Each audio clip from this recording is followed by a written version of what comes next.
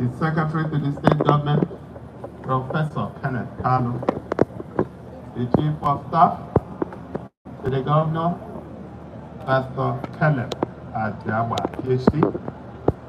Let me use the two of you to reach out to other government appointees, heads of parastatals and agencies,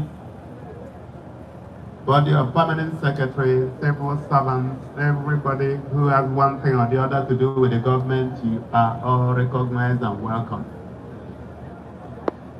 The mayor of Umuahia North, Honorable Man Ihoma, let me use you to reach out to the Deputy Mayor,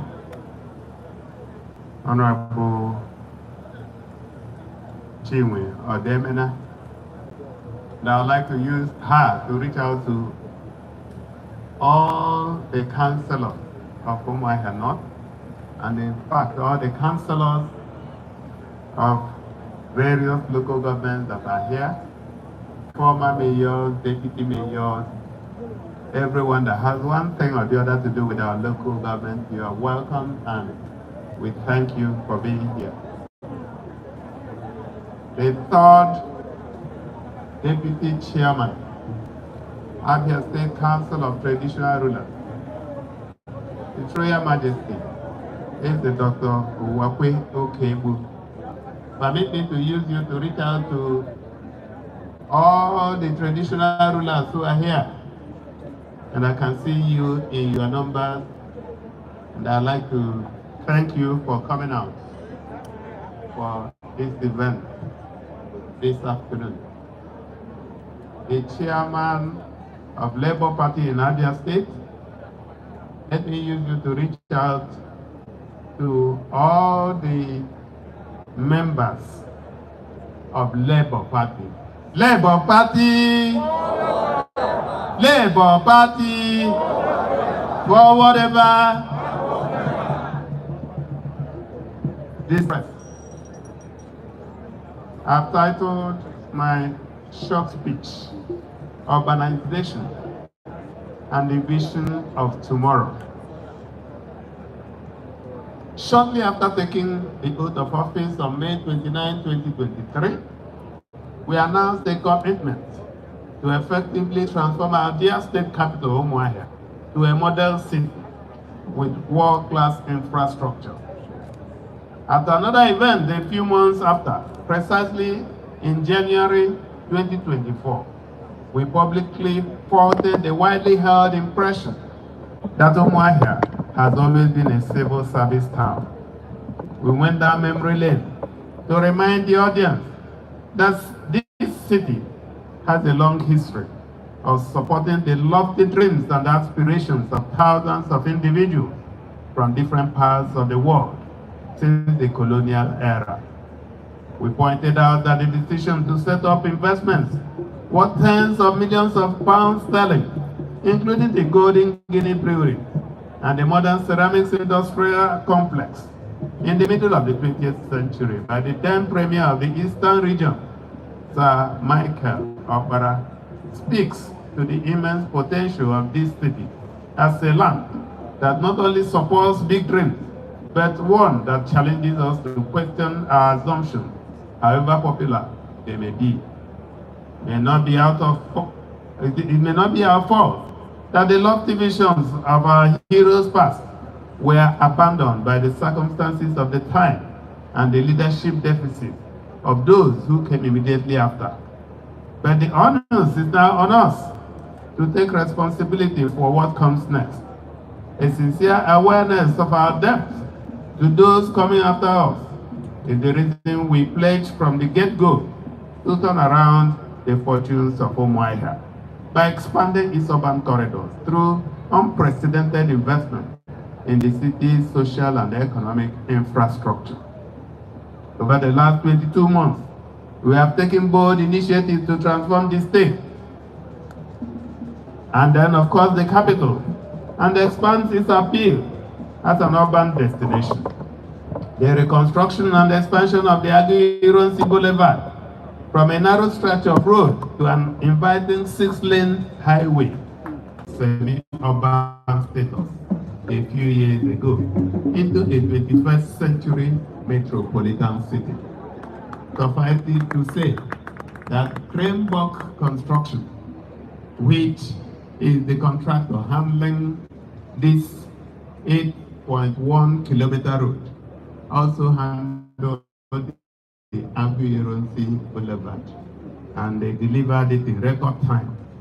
No doubt that they will deliver this one also in record time.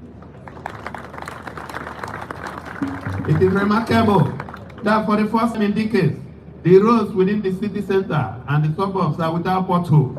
The streets are cleaner than they have ever been. And our efforts of enforcing order and civility in the social space is beginning to bear desired fruits.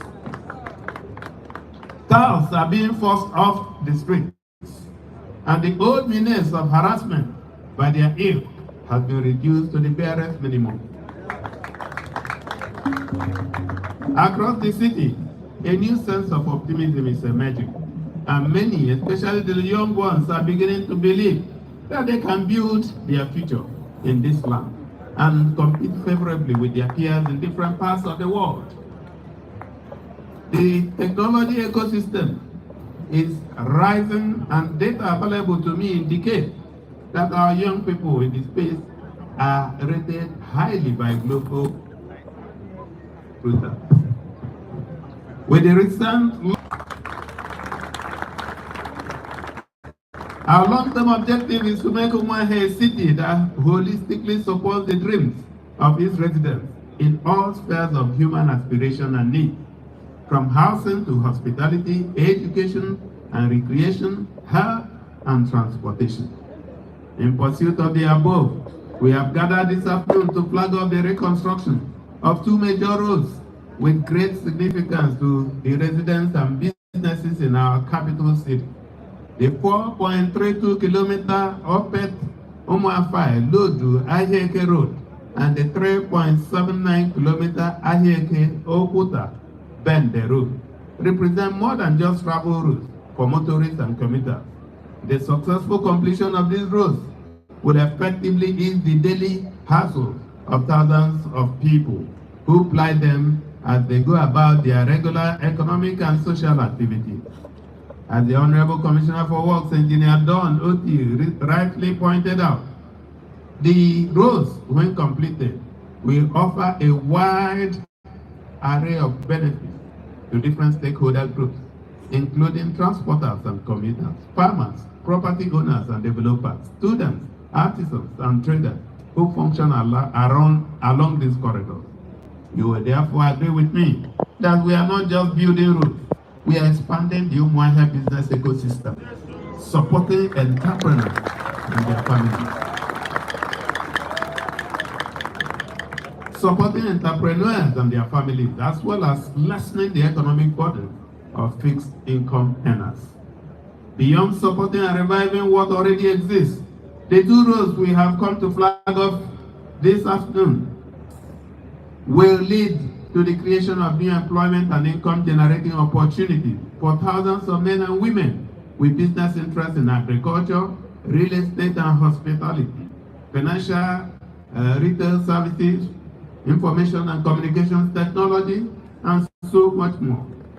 The projects, in addition to improving the stock of social infrastructure in the city, will also support the livelihood of individuals and families and ultimately add to the appeal of the destination around this corridor.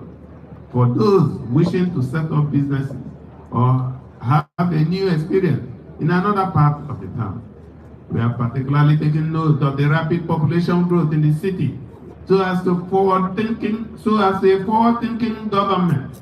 The layout of the new urban corridor will seamlessly absorb the increasing pressure on housing and vehicular traffic.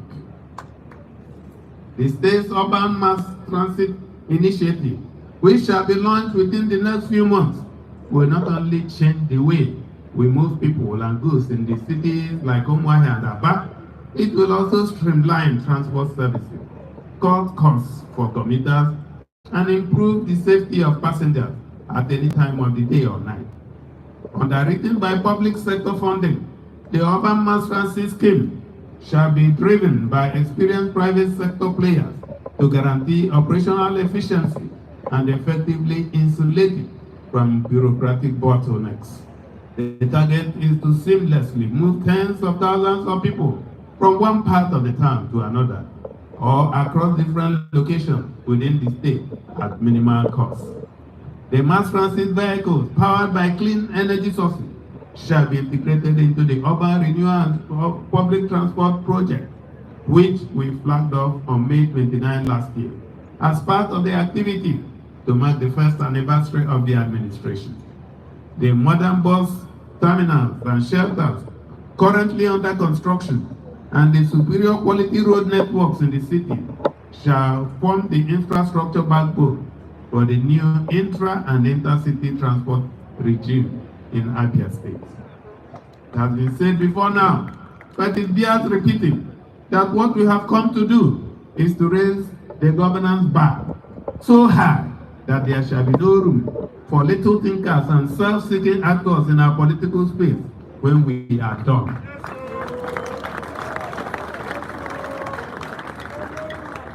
We have demonstrated in the last 22 months that when a government is run with an honest public service orientation, civil servants and retirees can be paid what is due them at the end of every month without excuses. Even as hundreds of kilometers of new roads are being constructed, reconstructed, and maintained in different parts. In the new Abia, we have established that even in this part of the world, individual business freedom need not be sacrificed for the security of lives and property. We have effectively shown that security and freedom need not be mutually exclusive. That legitimate business can be conducted at any time of the day or night, and that in the modern world, the opportunity to provide genuine services and make honest earnings is not dependent on social